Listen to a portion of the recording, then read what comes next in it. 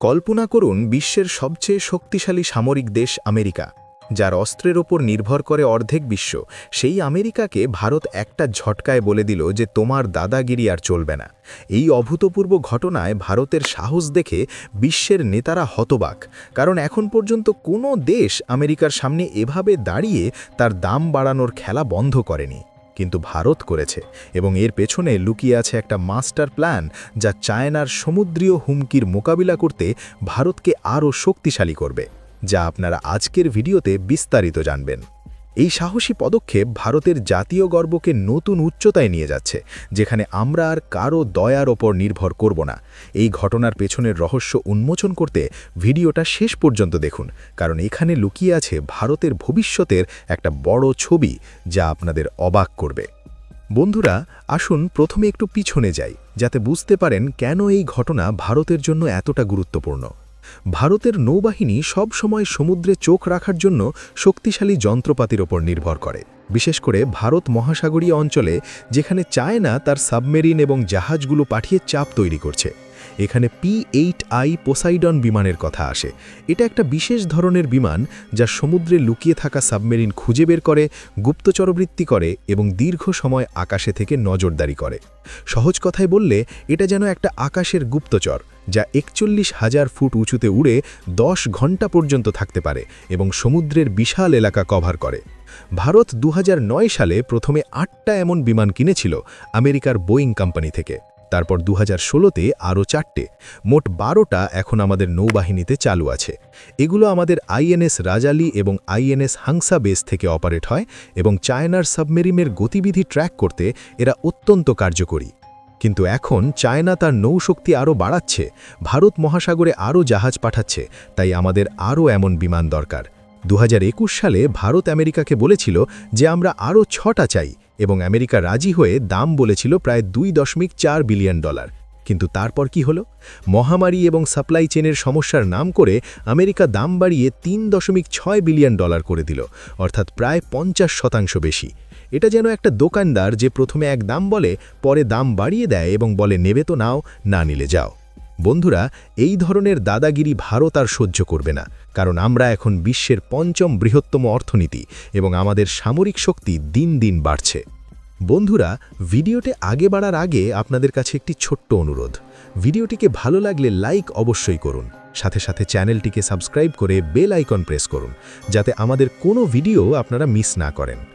এখন আসুন আমেরিকার ট্রেড পলিসির দিকে নজর দেই, যা এই ঘটনার সাথে জড়িত।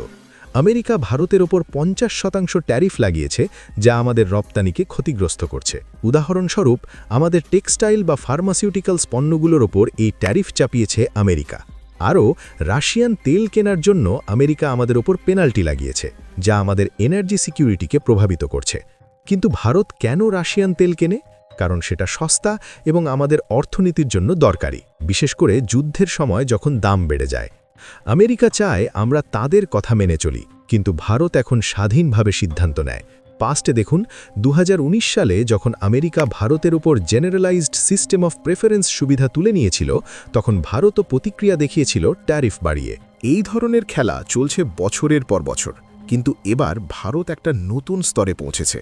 আমরা এখন UK, পেরু, ওমান, নিউজিল্যান্ডের সাথে ট্রেড ডিল ক্লোজ করেছি এবং ইউরোপিয়ান ইউনিয়নের সাথে আলোচনা চলছে। এটা দেখিয়ে দিচ্ছে যে আমরা আমেরিকার ওপর একা নির্ভর করছি না, বরং বিশ্বের অন্যান্য দেশের সাথে সম্পর্ক মজবুত করছি।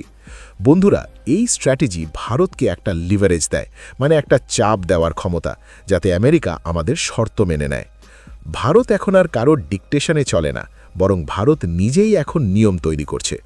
গ্লোবাল সাউথের কণ্ঠস্বর হিসেবে ভারত প্রমাণ করছে যে অর্থনৈতিক স্বনির্ভরতা থাকলে সুপার পাওয়ারদের চোখে চোখ রেখে কথা বলা যায়।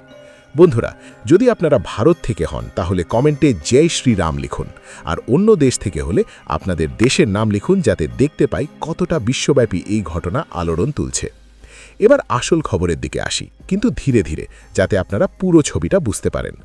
ডিসেম্বর 2025-এ ভারত আমেরিকাকে একটা ফাইনাল প্রপোজাল দিয়েছে ট্রেড টক্সে।